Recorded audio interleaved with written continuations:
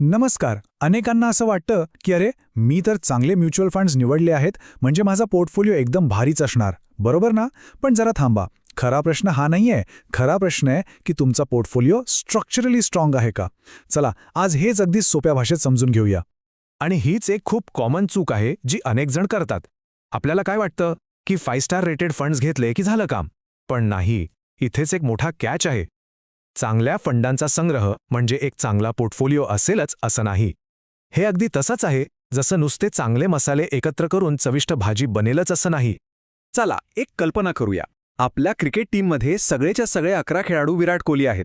आता सांगा, आपण मॅच जिंकू की हरू? बरोबर.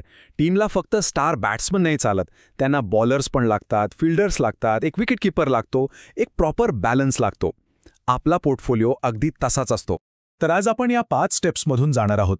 सगळ्यात आधी चांगले फंड्स, वाईट पोर्टफोलिओ म्हणजे काय हे बघू. मग एक प्रोफेशनल स्कोरिंग सिस्टम समजून घेऊ.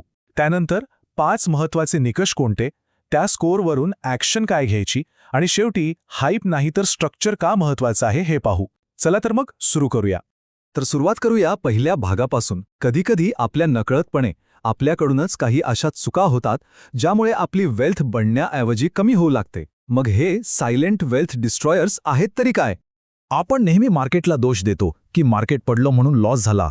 पण खरं सांगू, खरा प्रॉब्लेम मार्केट नाहीये. प्रॉब्लेम आहे आपल्या पोर्टफोलिओमधल्या स्ट्रक्चरल इश्यूजमध्ये.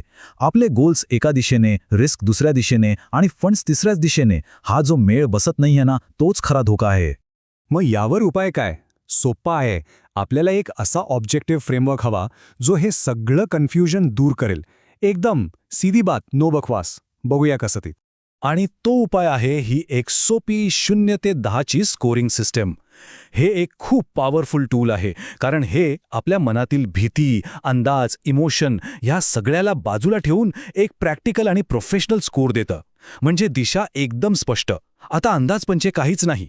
आपल्या पोर्टफोलिओ रिव्ह्यूचा पाया आहेत हे 5 साधे निकष. प्रत्येक निकषाला आहेत 2 पॉइंट्स, म्हणजे एकूण झाले 10 पॉइंट्स. आणि ह्यातूनच आपल्याला आपल्या पोर्टफोलिओचा खरा स्कोर कळणार आहे. ओके, तर आता या 5ही निकषांमध्ये आपण जरा खोलात शिरूया. आपण खरी उदाहरणं घेऊन बघू की हे नक्की काम कसं करतं. तर पहिला निकष आहे ध्येयाशी संरेखन. म्हणजे आपली प्रत्येक गुंतवणूक एका विशिष्ट ध्येयासाठी आहे का, जसं की मुलांचं शिक्षण, घराचं डाऊन पेमेंट किंवा मग रिटायरमेंट. विचार करा, जर आपल्याला 2 वर्षात घरासाठी पैसे हवे असतील आणि आपण ते 100% इक्विटीमध्ये गुंतवले तर ते धोक्याचं ठरू शकतं. दुसरा निकष कालावधी. वेळ म्हणजे काय, तर मार्केटच्या चढउतारांसाठी एक शॉक अब्झॉर्बरच आहे. इक्विटीला वाढायला वेळ लागतो. जर आपली गुंतवणूक कमी काळासाठी असेल आणि नेमक्या त्याच वेळी मार्केट पडलं तर आपल्याला लॉसमध्ये पैसे काढावे लागतील. म्हणून त्याला वेळ द्यावा लागतो. तिसरा आणि खूप महत्त्वाचा मुद्दा, जोखीम संतुलन. बघा, एका बाजूला आपली रिस्क घेण्याची क्षमता असते आणि दुसऱ्या बाजूला आपल्या पोर्टफोलिओची खरीखुरी रिस्क असते. या दोन्हींमध्ये ताळमेळ बसणं खूप गरजेचं आहे. उदाहरणार्थ, जर आपलं ध्येय 20 वर्षांनी पूर्ण होणार असेल तर 90% इक्विटीमध्ये गुंतवणूक करूनही आपल्याला शांत झोप लागेल. पण तेच ध्येय जर 3 वर्षांवर असेल तर नाही. चौथा निकष आहे विविधीकरण. आणि इथेच खूप जण चुकतात. 4 वेगवेगळे लार्ज कॅप फंड्स घेणं म्हणजे डायव्हर्सिफिकेशन नाही, ते तर डुप्लिकेशन झालं. खरं डायव्हर्सिफिकेशन म्हणजे काय, तर लार्ज, मिड, स्मॉल कॅप आणि वेगवेगळ्या देशांमध्ये, जसं की अमेरिकन मार्केटमध्ये स्ट्रॅटेजिकली पैसे गुंतवणे. आता हे उदाहरण बघा. या पोर्टफोलिओमध्ये 60% गुंतवणूक फक्त एकाच देशाच्या इक्विटी मार्केटमध्ये आहे. हा एक मोठा रेड फ्लॅग आहे. का? कारण विचार करा, जर त्या देशाची अर्थव्यवस्था मंदावली तर आपला अर्ध्याहून जास्त पोर्टफोलिओ धोक्यात येईल. म्हणूनच भौगोलिक विविधीकरण इतकं महत्त्वाचं आहे. या उलट हा एक स्ट्रक्चर्ड दृष्टिकोन बघा. याला 3x3 ग्रिड म्हणतात. इथे मार्केट कॅप म्हणजे लार्ज, मिड आणि स्मॉल आणि गुंतवणुकीची स्टाईल म्हणजे ग्रोथ किंवा व्हॅल्यू या दोन्ही प्रकारे फंडांची विभागणी केली आहे. याने काय होतं, तर आपली सगळी अंडी एकाच टोपलीत राहत नाहीत. याला म्हणतात स्मार्ट डायव्हर्सिफिकेशन. आणि आता शेवटचा निकष, फंडांची गुणवत्ता. एक गोष्ट लक्षात ठेवा, मागच्या वर्षीच्या टॉप परफॉर्मरच्या मागे पळू नका. ही एक क्लासिक चूक आहे. चांगला फंड तो जो वेगवेगळ्या मार्केट सायकल्समध्ये म्हणजे तेजीच्या आणि मंदीच्या काळातही सातत्याने चांगली कामगिरी करतो. तीच त्याच्या गुणवत्तेची खरी कसोटी आहे. तर आपल्या फंडांकडे आपण खेळाडूंसारखं बघूया. ते इनफॉर्म आहेत का, म्हणजे त्यांच्या कॅटेगरी ॲव्हरेजला सातत्याने मागे टाकत आहेत का? छान, मग SIP चालू ठेवा. की मग ते आउट ऑफ फॉर्म आहेत, म्हणजे सतत खराब कामगिरी करत आहेत, मग कदाचित त्यांना टीममधून बाहेर काढायची वेळ आली आहे. हे एक उत्तम उदाहरण आहे. हा एकच फंड, बंधन फ्लेक्सी कॅप, एका अँकरसारखं काम करतोय. तो बाकीच्या पोर्टफोलिओला खाली ओढतोय. म्हणजे बघा, बाकीचा पोर्टफोलिओ सरासरी 17% परतावा देतोय, पण हा एकटाच 14%वर अडकला आहे. अशा अंडर परफॉर्मर्सना वेळीच ओळखून त्यांच्यावर ॲक्शन घेणं खूप गरजेचं आहे.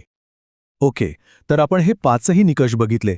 आता या सगळ्याचा जो टोटल स्कोर येईल तो आपल्याला काय सांगतो, आणि सर्वात महत्त्वाचं म्हणजे स्कोर कळल्यावर पुढे करायचं काय? चला तर मग ह्या विश्लेषणाचं एका ॲक्शन प्लॅनमध्ये रूपांतर करूया. हा सोप्पा चार्ट आपल्याला एकदम स्पष्ट निकाल देतो. आपला स्कोअर 9-10च्या घरात आहे का? फॅन्टॅस्टिक! आपण योग्य मार्गावर आहात. पण जर तो 4पेक्षा कमी असेल तर मग हा एक वेकअप कॉल आहे. आपल्या पोर्टफोलिओला तातडीने पुनर्रचनेची गरज आहे. आणि आता या सगळ्याचा अंतिम आणि सर्वात महत्त्वाचा निष्कर्ष, यशस्वी गुंतवणुकीचा खरा मंत्र. या संपूर्ण विश्लेषणाचा हाच गाभा आहे. परताव्याच्या मागे धावू नका. आपल्या पोर्टफोलिओसाठी एक मजबूत रचना तयार करण्यावर लक्ष केंद्रित करा. जर आपला पाया मजबूत असेल तर परतावा आपोआप मागे येईल. तर आता स्वतःला विचारायची वेळ आली आहे. आपला पोर्टफोलिओ एका मजबूत रचनेवर उभा आहे की फक्त गेल्या वर्षीच्या परताव्याच्या मागे धावत आहे? या प्रश्नाच्या उत्तरातच आपलं आर्थिक भविष्य दडलेलं आहे.